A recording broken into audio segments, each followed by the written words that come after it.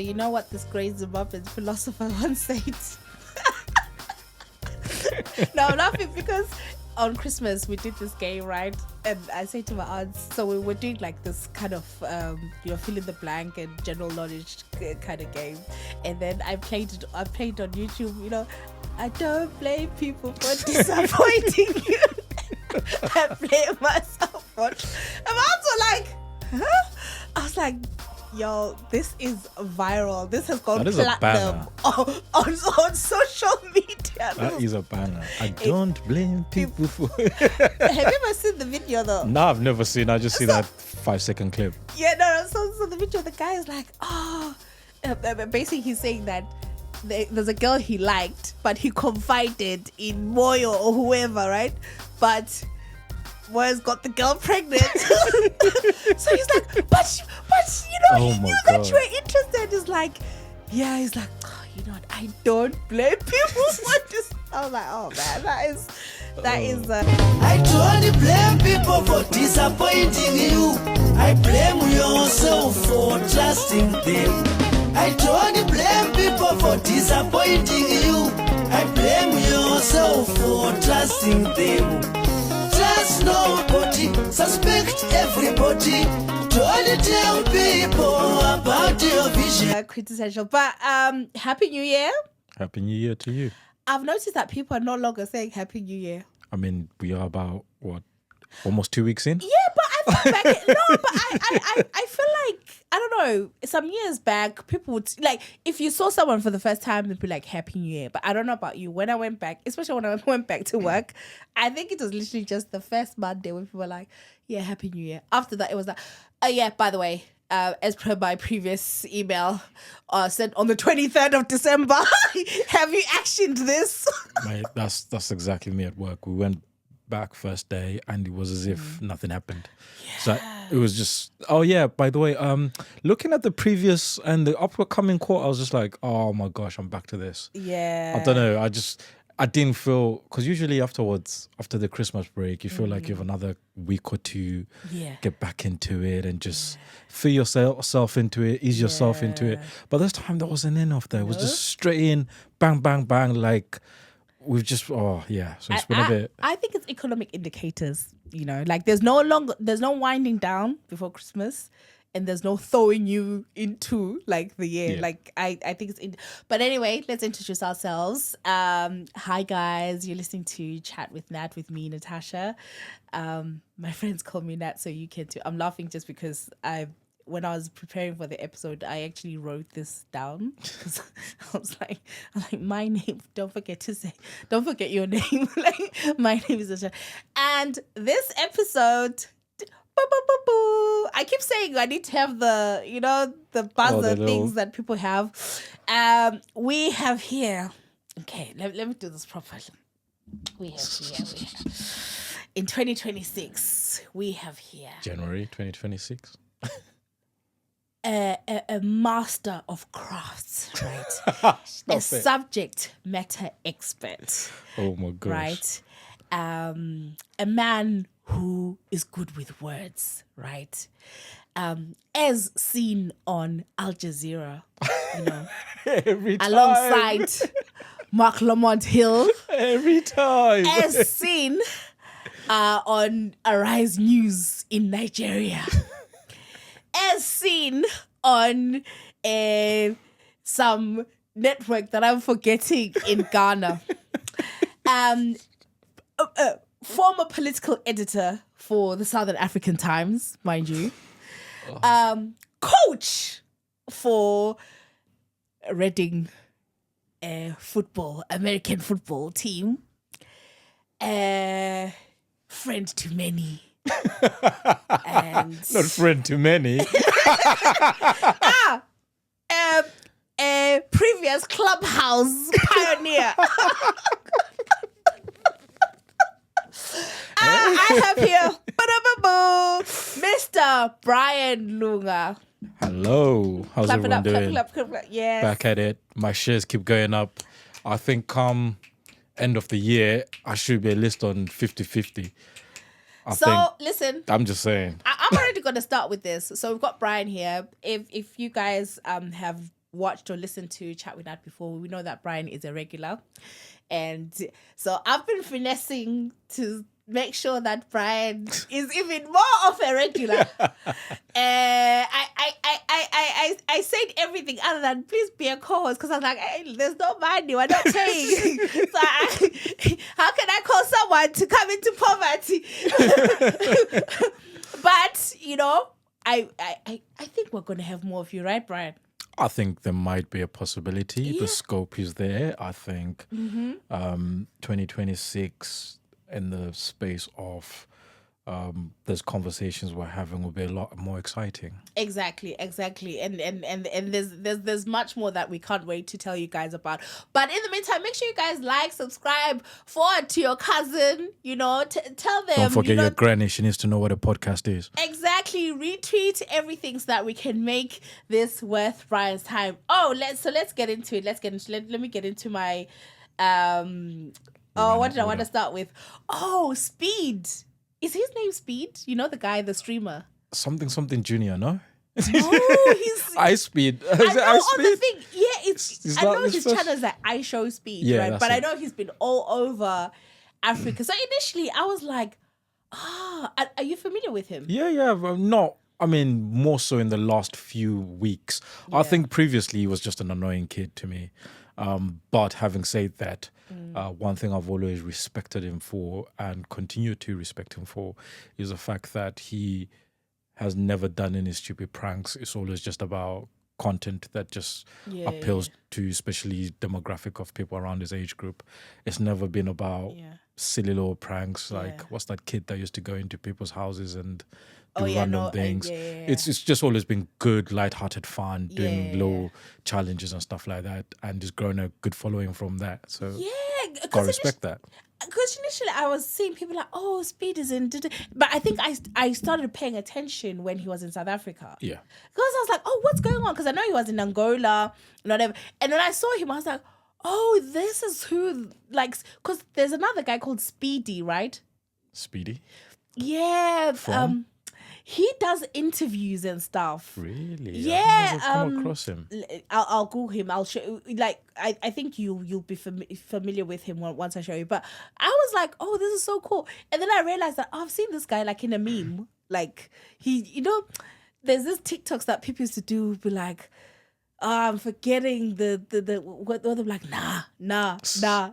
And then something kind of corny or whatever comes and like, yeah, this is it. Anyway, that came from Speed. And I was just like, this guy is doing a lot for, I want to say tourism. Yeah. Right? But what I've seen, in terms of comments, has been so positive in terms of wow, this guy has gone to Africa and he's showing them so much of the different culture. And I think in a way that I saw some of the comments where Black Americans were like, oh,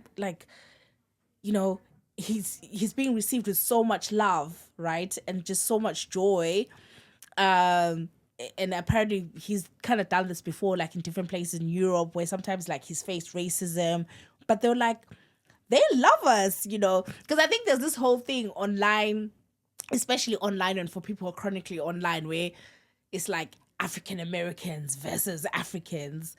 And I just feel like it's just more so online, but it's not the reality. So I don't know if you saw one of the things that I liked. He was in Botswana, right? And there was a little girl who was showing him how to play the marimba. I don't know if it's like the marimba but it looked like the marimba.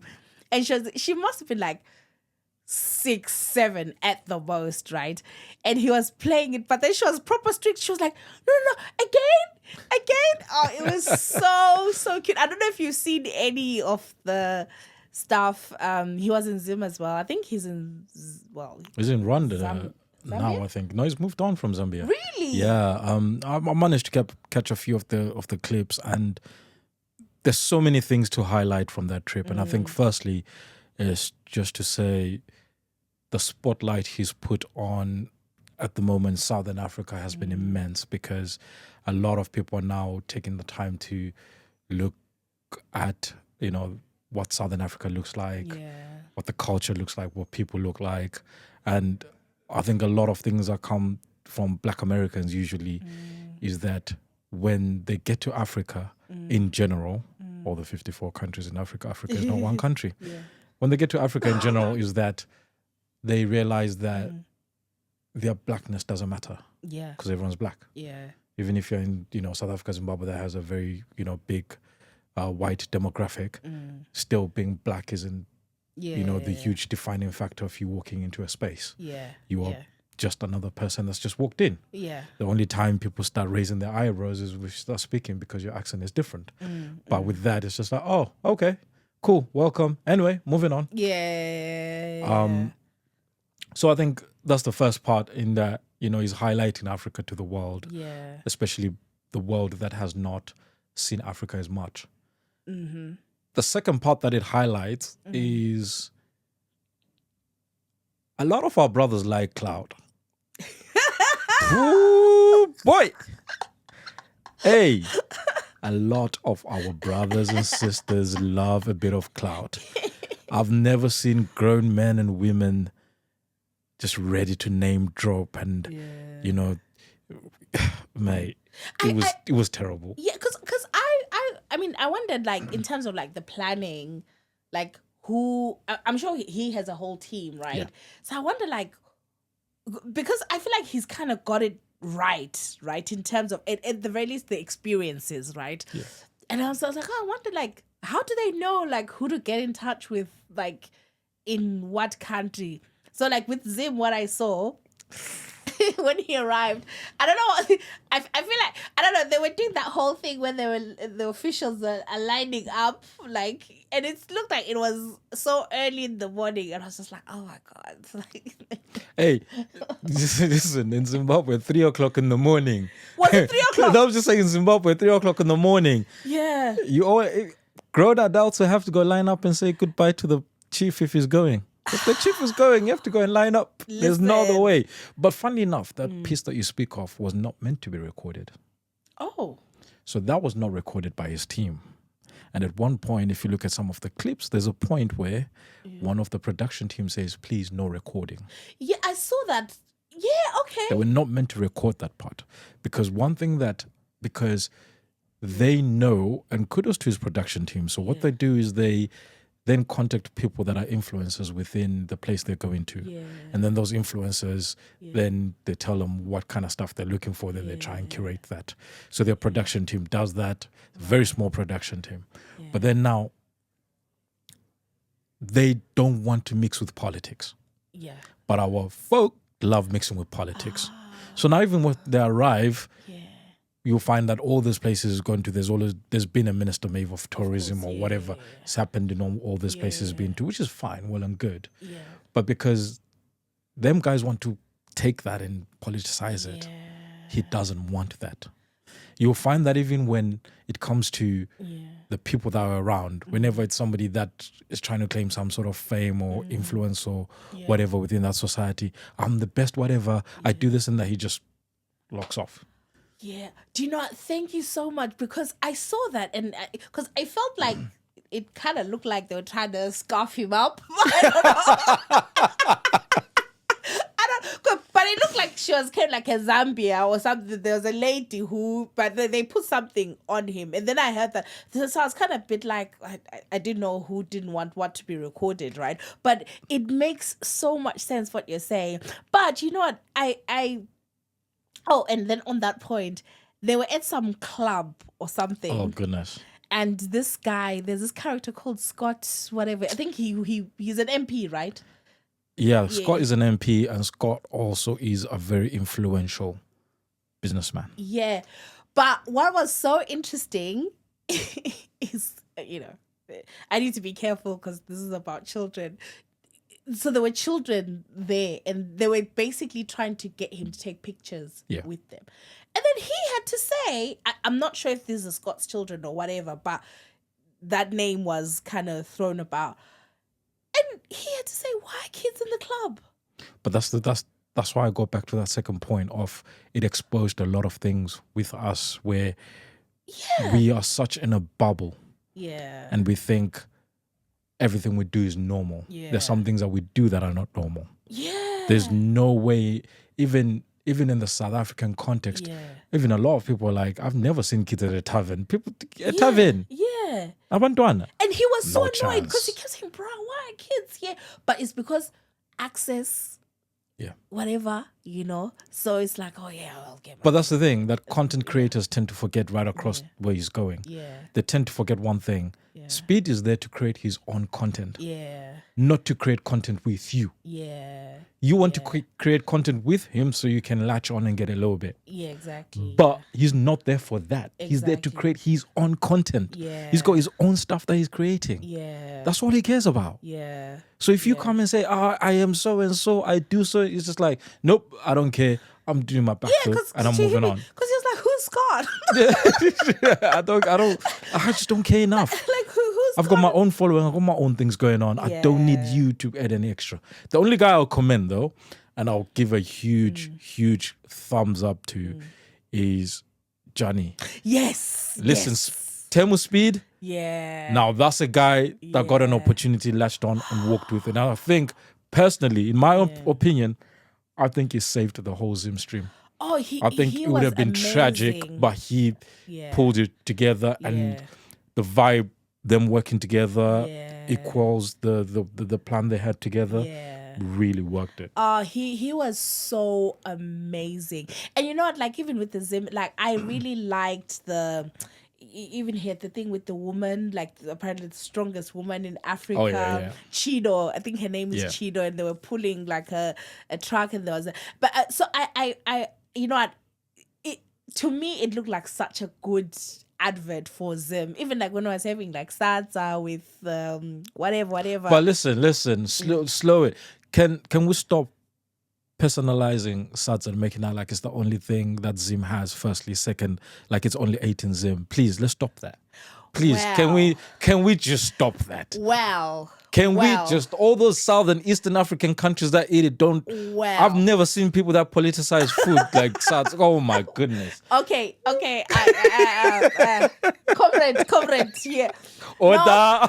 No, order, please withdraw that Delel because so I what was it, last weekend or something, I was making is trial or whatever, and there's a TikTok that I had seen. Actually, shout out to, there's this guy called Danny, like he does Two Broke Twinbos. So his wife has a TikTok that I really love. She wants to be the best pie maker in Zim. Yeah, I've seen that. Yes, I think her name is Tasmin. I could be wrong, but I absolutely love her content. So one of the things she says, she's like, oh, I realized that people in Zimbabwe don't put salt when they're making pap, right? When they're making salsa, right? And then I've seen all these other, when they do all sorts with I'm not ready to go that far. Did you add salt? Yes. How was it? So to me, it was fine, right? And then, like, this is literally 2 days after, my aunt is like, can I ask? She's like, yes, like, is Chola Lesada, did you put salt? I was like, yeah.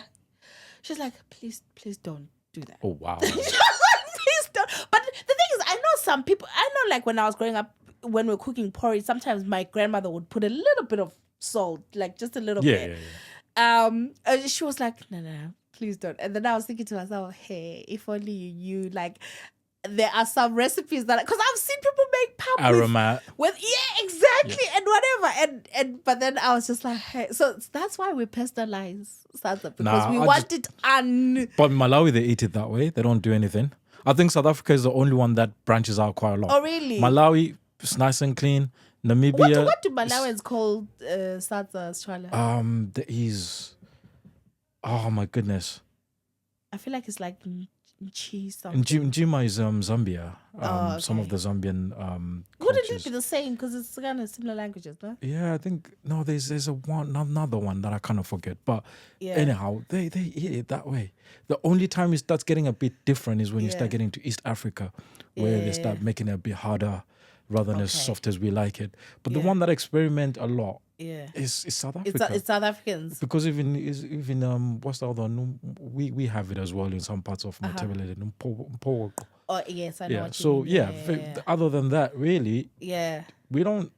Nobody else experiments that much. You lot personalize it like you're the first ones that's ever ate that. You lot act like maize came from Zim. You know, it's a Mexican thing. It's okay. No, please. It's from Mexico. No, you're taking it too far now. You are absolutely taking it too far. It's from Zim. It's just not from Zim. It's from Mexico. No. Maize comes from Mexico. Okay. No. Thank God for those Portuguese what do you mean? sailors. Otherwise, you lot be out here eating amabele. So you're trying to say, see, I can't say I'm even coughing because you're rocking my world. What do you mean maize comes from Mexico? Maize is not indigenous to Africa. Why does it grow so well? Because the climate is similar. But who said that? Christopher Columbus. I trust that guy. If it's a Christopher Columbus who told you guys that maize comes from Mexico. Maize is not indigenous to Zimbabwe as much as pounded yams are not indigenous to West Africa. Fake news. These are all coming from... Where are yams indigenous? Again, South America. Nah. Brazil is very thingy. Yeah, Brazilian cultures are very good at making different types of yam. We need to investigate this further. What is indigenous to us then? Amabele best. I've been for someone, I don't know, but amabele best. Really? Yeah. What is amabele in English, by the way? Sorghum, I think, yeah. Okay, so those are drought-resistant crops because you lot are in a drought area anyway. Anyway, listen. Shout out to Speed. I think his name is Speed. Is it I Speed? Listen, I hope I'm not saying his name. But shout out to him. It was so beautiful. I think it will do a lot for people just really wanting to travel, tourism. And I think the other third part that it exposed. Yeah. First part, it exposed, obviously, people to Southern Africa, blah, blah, blah. Yeah. Second part was some of our failures in planning these things adequately. The third part, I think that it exposed greatly was the propaganda that is fed to a lot of Americans. Yeah. That it exposed a lot because a lot didn't quite realize that, Africa has that level of development. Yes, it's not perfect in parts. Yeah. But I don't think they expected that level of development. Yeah. I think they're stuck in the gods must be crazy kind of level. Yeah, no. Let me try and play this actually because it's a clip where hold on. So he's talking about why he does what he does. I hope this works. People dream to go to Africa Safari. Thank you for the live experience. Speed, love, work. Thank you, ma'am. Chad, that's what I'm here for. I'm for the people that can't travel. Chad, I'm just for the people who can't travel. I try to give y'all the best experience. I don't make a cut down video. I'll show y'all live. I'll show y'all a live experience. A raw, true experience of me being. Yeah, so I just like that way. He was like, I'm making stuff for people who travel, which kind of,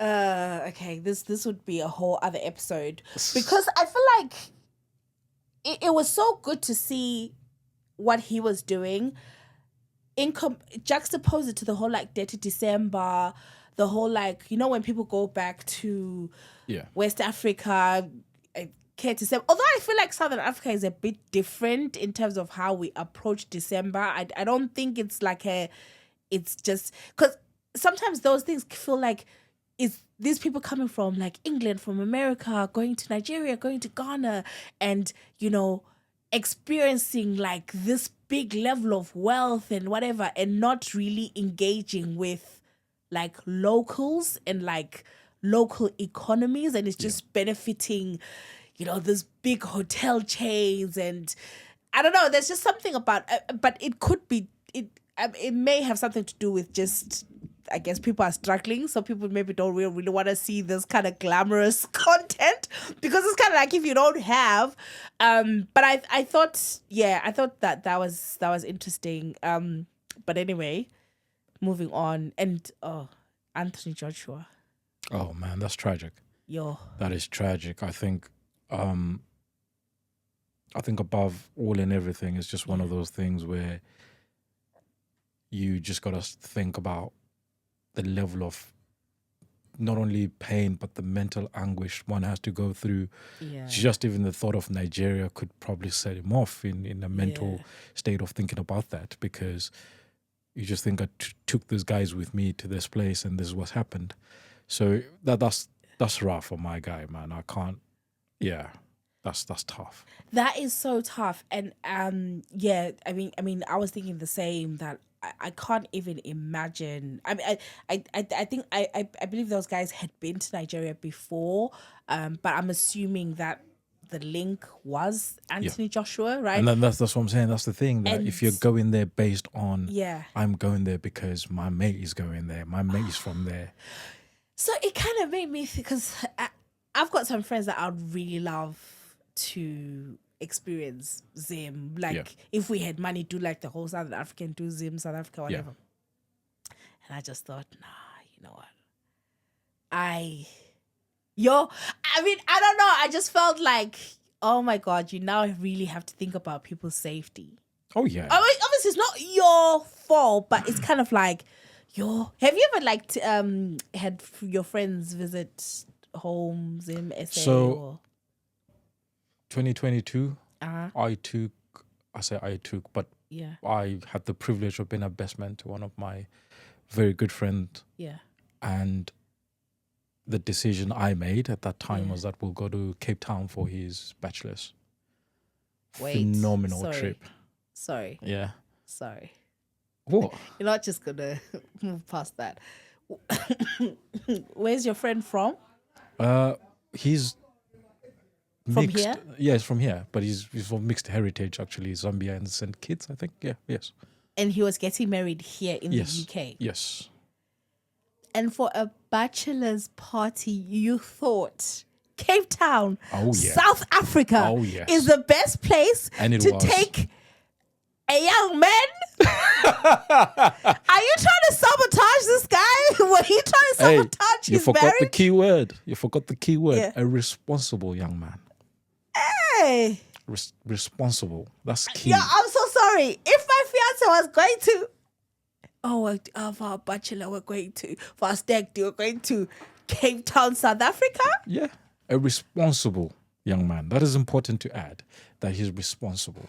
So, yeah, we went to Cape Town and the first sort of kind of conversations, throwing it out there at first, people, you could tell there was an element of apprehension towards it. Yeah. And, one or two people are suggesting maybe let's do Thailand, let's do this and that. Yeah. Let's go maybe Netherlands, Amsterdam, whatever. Yeah. But I stuck to my guns and I thought, Cape Town, I think, final decision I'll make is Cape Town. Yeah. Let's do Cape Town. Which, the more people are like, but is it not safe out there? And just thinking, I did quite think very deeply on it. And I think when we were there were moments where I overthought certain elements. Just thinking maybe it's not, maybe. But having said that, I did not overly lay that and say, oh no, it's dangerous, don't do this, don't do that. If you're going to do... No, it was just, we're all going to have fun. Just go ahead, do your thing. But let's just be mindful how we do things. And I think for the guys that went there would say a time was had. Full stop. I can believe it. I can believe, which is why I said, is Cape Town because I to your point, I can't believe that Cape Town would be so much better than all the other suggestions. It was phenomenal. Oh my God. It was phenomenal at every level, right? It got to a point where, this is a serious insight, by the way, because I never share these kind of details. But I'll say this, it got to a point where I think the last night we were driving through into the city center and, obviously it's mountainous and everything and we're just winding through the roads, seeing the mountains. And I remember that day very vividly because we all were just quiet. And the quietness going for dinner that night was because we're just, the shock reality of, oh snap, we've got to go back to everything now. Yeah. Everything's got to go back to square one. We've been here for a week and we've just had the time of our lives. We didn't think about anything else. Yeah. Right? Other than this moment we're in here. Yeah. And yeah, it was a very reflectful moment and a very reflectful trip because as lads, sometimes it takes us being away from those normal scenarios to realize that, damn, these are my brothers, you know? I value these guys. We look after each other. So it was, I think, yeah. I mean, And you'll always have phenomenal. Cape Town like as a memory that kind of brings you together. Oh, amazing. And for me, the most important thing was Yeah. for him, two things I wanted to do for him. It was that, firstly, I wanted him to have a unique place.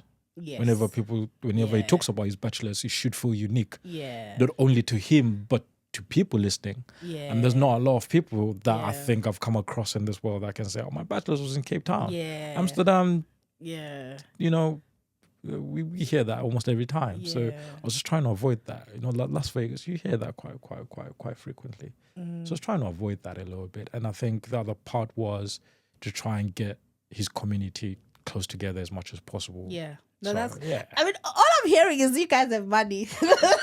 Behave yourself. That's all I'm taking Far from from this it. conversation. Hey, all I'm saying, the round conversation, the round conversion, that round conversion will make £500 feel like you're in a different planet. Listen, Bali. But anyway, quickly, because I know, like at the top, you know, I was kind of joking and I say like you're a coach. But so, what's your team?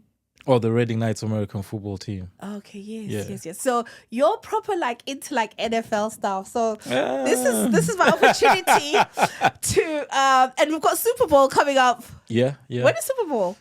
It's usually the first Sunday of February. Oh, is it? Okay. So there's no need to wait to kind of. I'm trying to pretend as if I'm being hyper, but.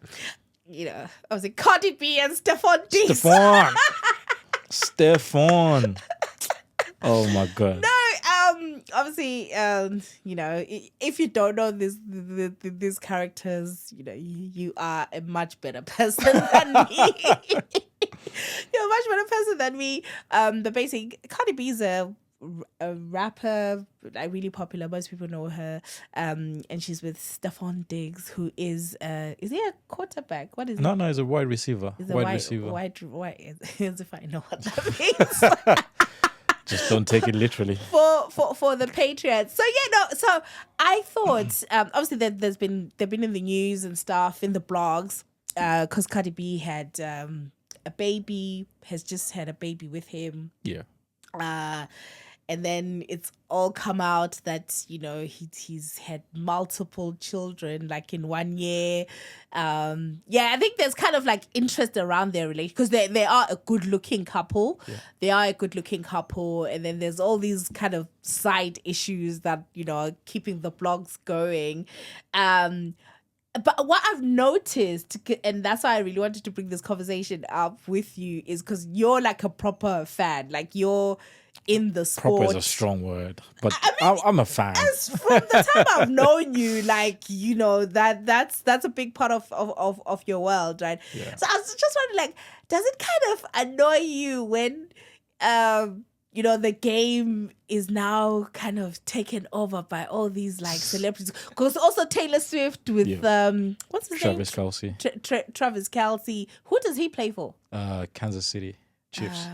Okay, is he still playing? By the way, yeah, he's still playing. I think they're just not great. They're not a great team at the minute. So are they done. Still in? No, they're not in the playoffs. Yeah. And then Steffon Diggs plays for the New England Patriots. Yeah.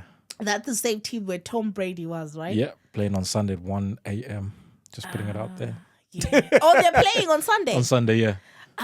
So because I've noticed that, and most recently, like Steffon Diggs, there's been like a lawsuit or something, like a police case about him with another lady, like a chef who's alleging certain things, like about being physically assaulted and stuff like that.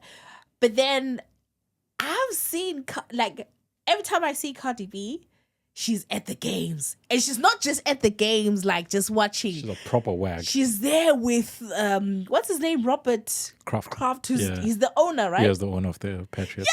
Yeah, no, to be honest, like, you as a fan, how do you feel like when you see like the Taylor Swifts, the Cardi B's, and all that sort of stuff? And is it beneficial to NFL and to the owners to kind of have these celebrity things? Because I've been intrigued. Why is Cardi B always with the Because to me, I'm like, it feels, are they using Cardi B like, or whatever? Yeah. Yeah, I mean, it's so American football is complex. Yeah.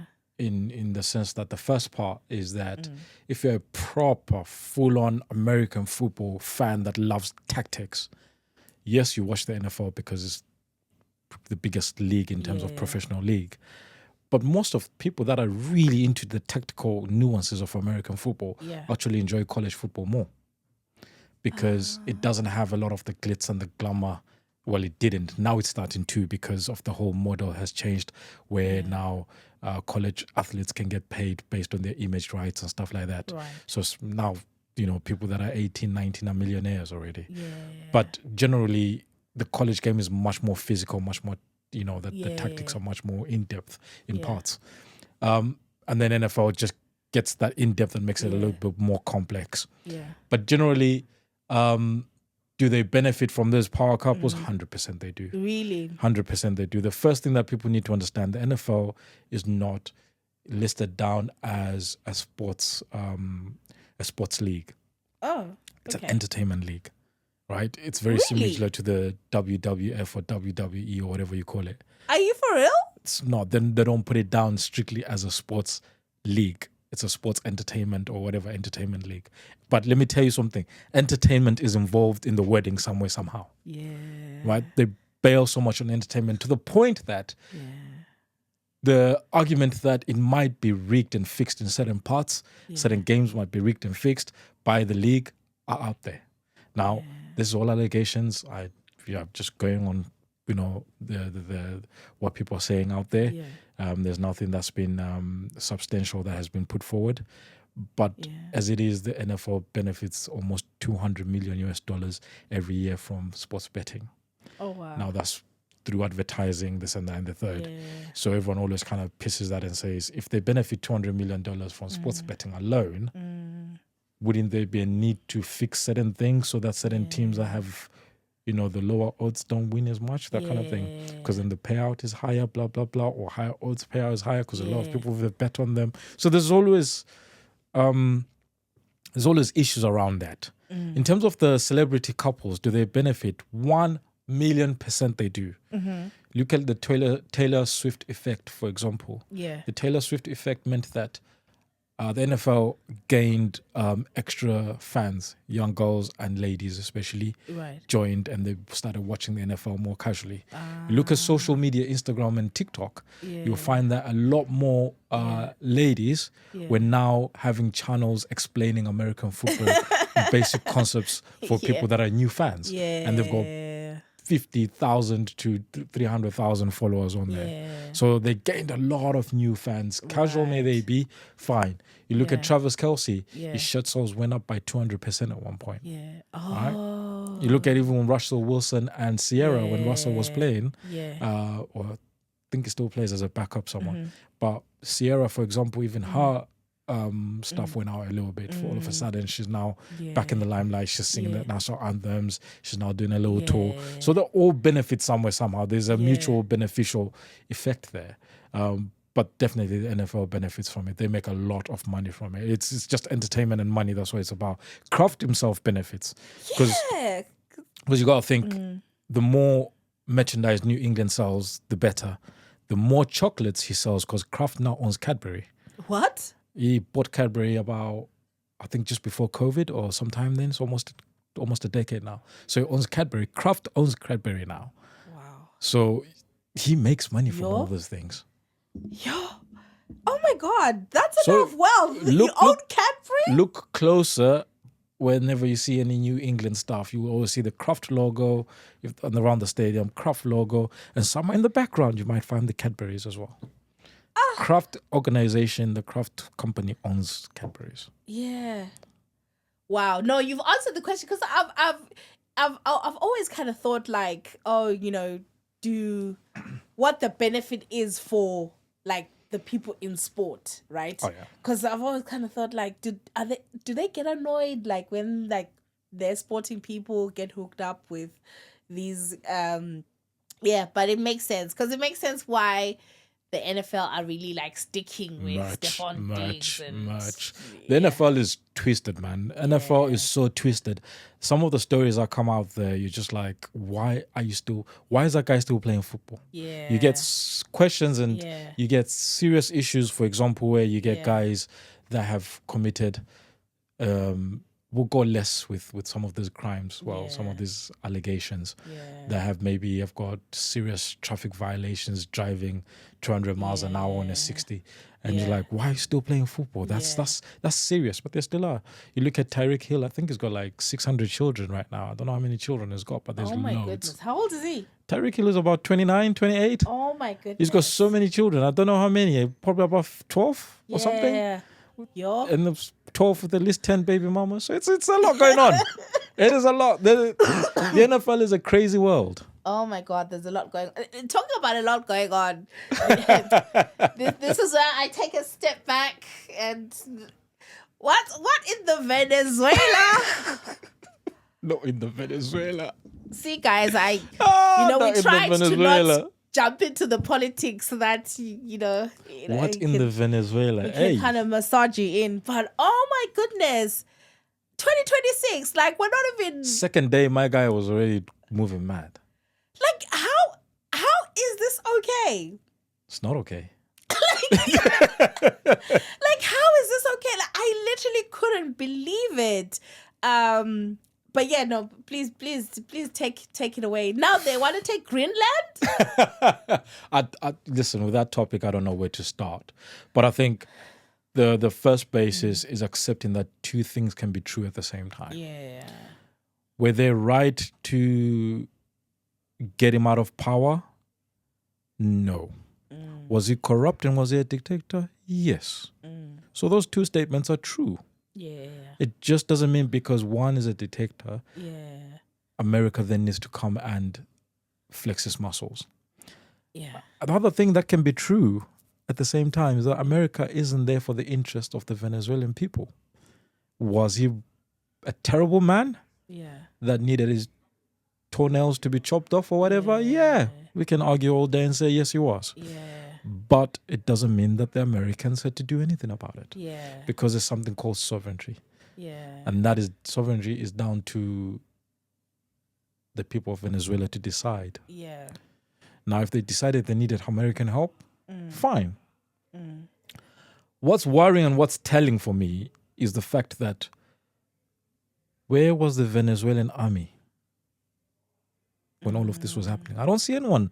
Right across all these commentators, all these blogs, all these newspapers we're reading, no one is talking about where the Venezuelan army was during that time. Right.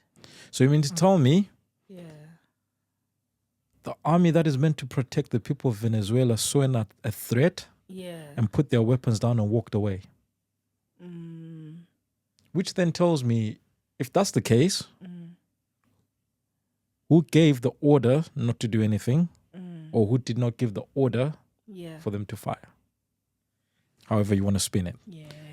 So what we're saying is that the army officials in Venezuela were used or were paid off by the Americans to carry out this attack. Because it doesn't make sense to me that if you have a presidential palace or state house of any sort that is heavily armed, as soon as a threat comes in, that the army is not even going to fire one shot. You can't tell me that in a country that has air defense and all that kind of stuff, air defense apparatus, there was no point at all that one of them caught sight that there's random planes we don't recognize here that are coming to our airspace, or there's a missile that's been fired in our airspace that we need to intercept. Yeah. You can't tell me that. That is impossible. So it clearly shows that the issue was never just about getting my guy out of power. The issue was about taking control of the whole Venezuelan state and eventually Venezuelan resources. Now, what's making this conversation even much more shocking is the fact that people are somehow having amnesia to things that happened in Iraq, things that have happened in Afghanistan, things that have happened in Libya. Yeah. We're all kind of just going, things that happened in Vietnam even. We're all just going, yeah. Things that happened in Nicaragua back in the day when CIA was infiltrating Nicaragua and making them a banana state. Yeah. Yeah. All right? We're kind of doing, things that happened in Cuba. We're kind of forgetting. This has nothing to do with the people of Venezuela, but everything to do with America having the natural resources of Venezuela so that they do right by the American people. Yeah. Full stop. And the worst part is they've said it. They have said it. And it's like they say it and everyone just keeps quiet to it and kind of goes, oh, okay. Yeah, but he was a very bad man and he needed to come out of office. Yes, he was a bad man. Two things can be true at the same time. Yeah. He was bad. America didn't have to invade. Exactly. That's an invasion. In that case, then why is America not being treated in the same anger as Russia was treated when they invaded Ukraine? Because it's very much exactly the same thing. Unless the Venezuelans went over there and said, excuse me, Mr. America, can you help us over there? We really need your help. Which, again, we go back to the military concept. If the army did not fire a single shot, could it mean that the army were either bought off, they signaled to the states that they need help, or they all just put their guns and run away? And interestingly, so the vice president has been sworn in as the, I don't know, interim president or whatever. Has, yeah. And the army generals were in attendance. So that's interesting. Another interesting thing is, I'm forgetting her name, the opposition leader. Yes. Machado or something like that. I think, who, oh my God, she's been so outplayed by America, because initially when this happened, the opposition put out a big statement. Oh, this is a new day for Venezuela. Whatever. And before that, she'd been going on Fox News and really trying, lapping up to Trump, right? And then Trump, they asked him, like, oh, because I think they had elections in 2024, which some say, that they don't believe that Maduro won, and that it was rigged and that the opposition won. And then they were like, oh, so in terms of taking power, the opposition leader, and then Trump was like, yeah, nah, she's not really respected or whatever. And I'm just like, and then I saw a clip where she was on Fox News, sort of, because she won the Nobel Peace Prize, right? Yeah. Where she sort of, I guess, was kind of saying, oh, if you want to share it. I'm like, nah, at some point, because literally all you're showing is that you will sell your country. Yeah. No, stand up, girl, yeah.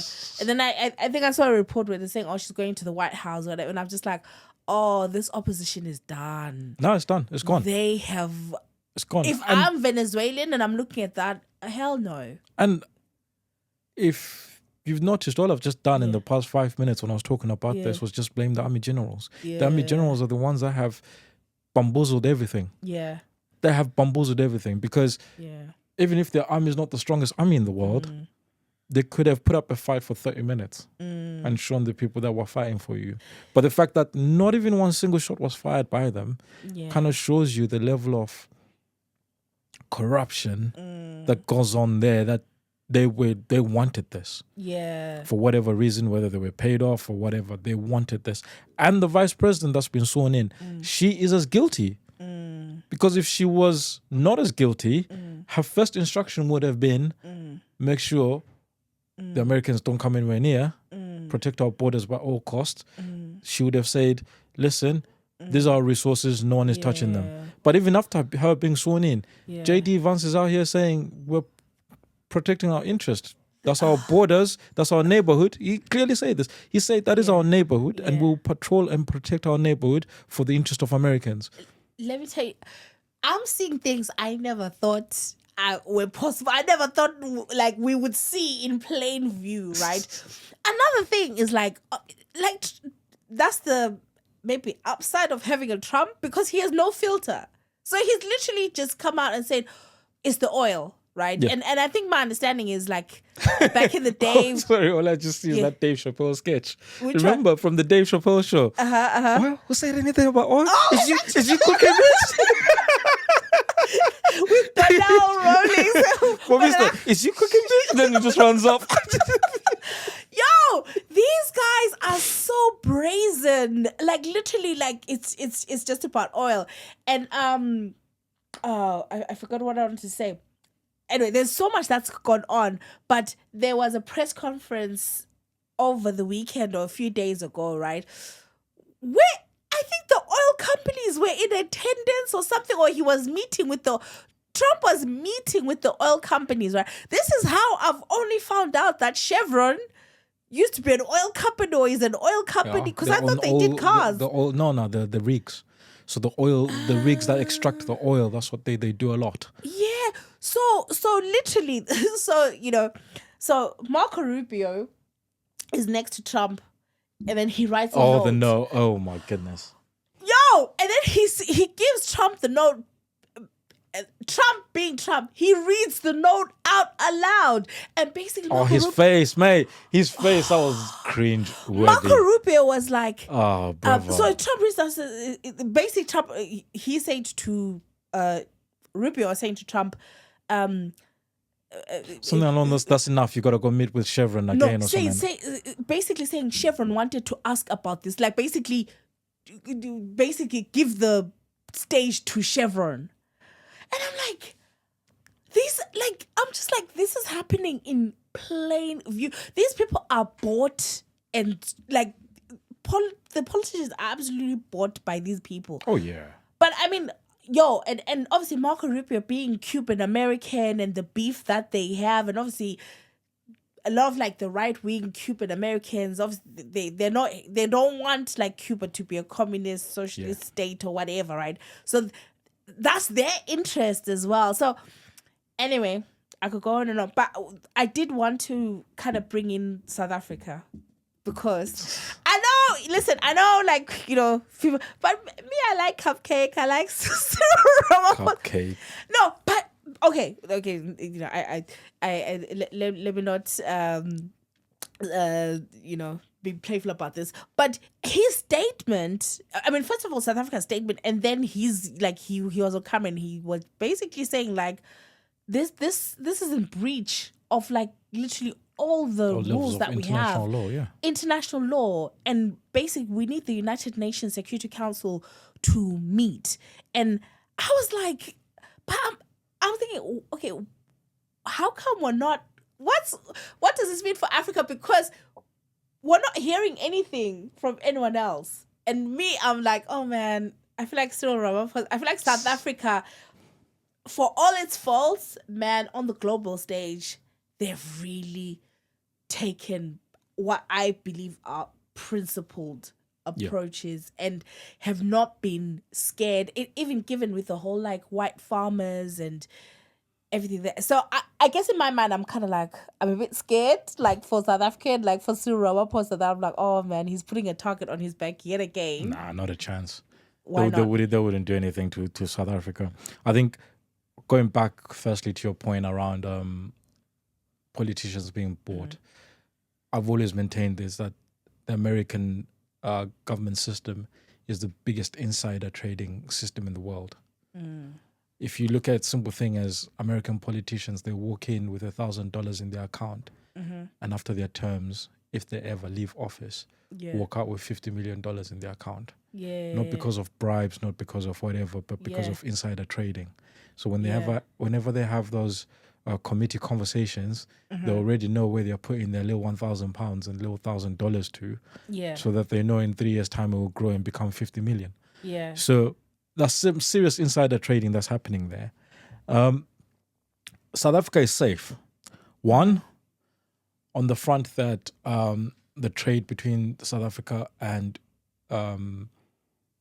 America has grown significantly over the past few years. I think I did mention before that it was in the region of about 700 million, and now it's just over $1 billion. In the context of global trade, that isn't much. So firstly, they're not a threat to to the trade with America that much. Secondly, the reason why they're not a threat, and why, rather not a threat, but why they would not be touched by America, is simply because that South Africa has its own defense manufacturing industry. Okay. Countries that have their own defense manufacturing industries are generally left alone. Now, the only thing that can cripple a defense manufacturing industry are sanctions. But that's also hoping that they generally import a lot in order to make what they need to make. South Africa imports are not incredibly high for the country they are in comparison to other similar countries. Yeah. Because they've got quite a bit going on internally anyway. Yeah. But yeah, defense manufacturing industry is the key. That is the main key. Otherwise, by now, the likes of Iran, the likes of North Korea will be in big trouble.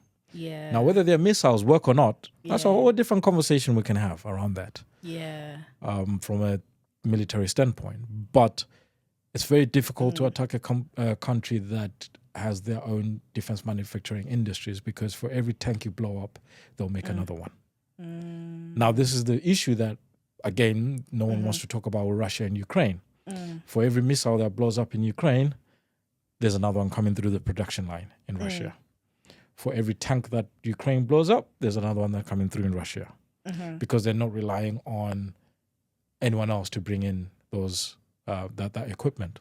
Whereas Ukraine is going through the opposite. Yeah. That they now have to rely on NATO countries and America to help them restock whatever they need restocking. Yeah. And this is where the fragileness of the whole conflict comes in.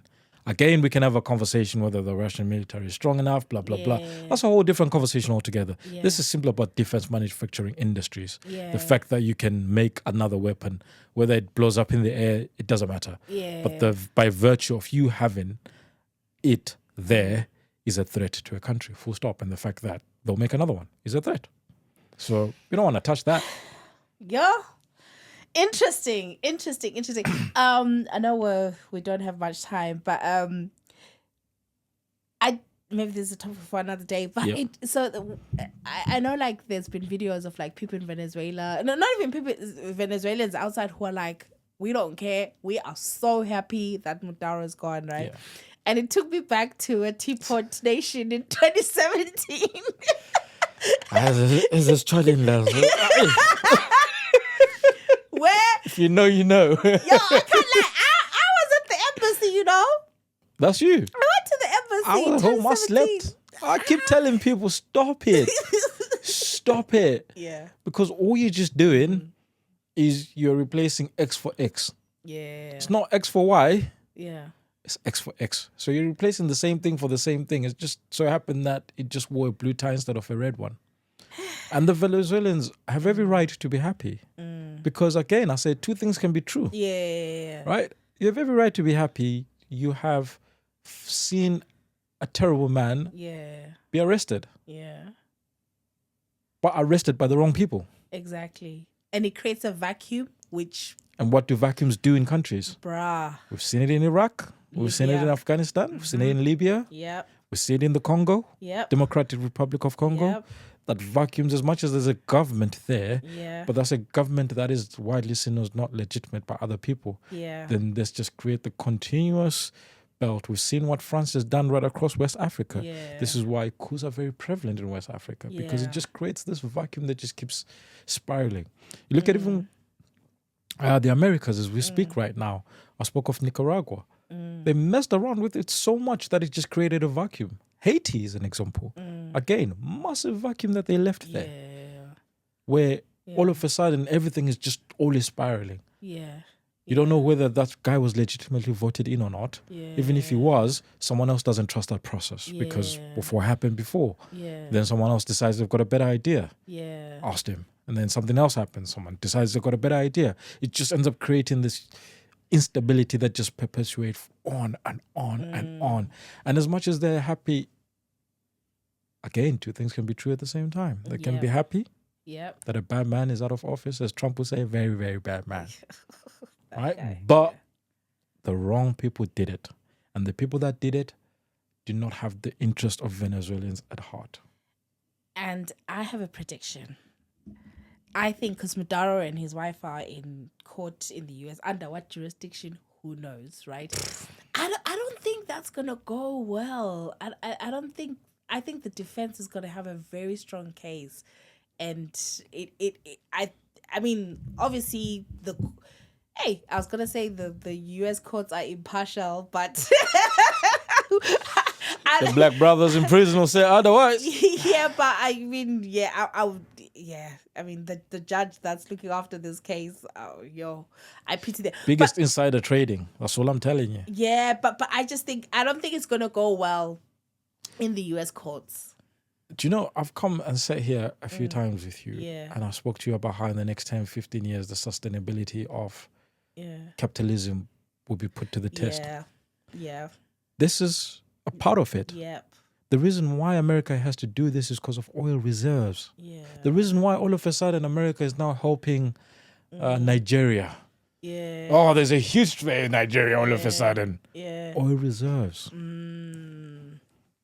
Yep. The reason why white genocide is now a thing in South Africa is because of resources.